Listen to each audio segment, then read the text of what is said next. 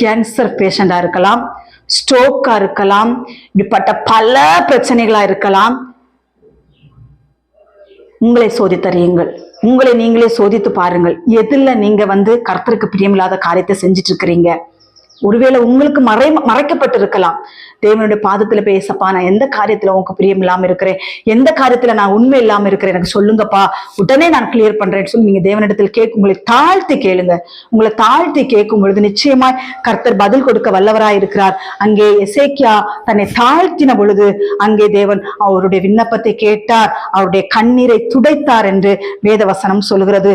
அவருக்கு 15 வருடத்தை தேவன் கூட்டி கொடுத்தார். இந்த நாட்களிலே பலவீனங்கள் இருக்கலாம், மரண படுக்கைகளா இருக்கலாம். ஒரு கணம் உங்களை நீங்கள் சோதித்து பார்த்து அதற்கு பிறகாக நீங்கள் தேவனுடைய பாதத்தில் அமர்ந்திருங்கள். கர்த்தர் நிச்சயமா உங்கள் ஜெபத்தை கேட்டு எசேக்கியாவுக்கு ஜெபத்தை கேட்டது போல உங்க ஜெபத்தை கேட்பாருங்க.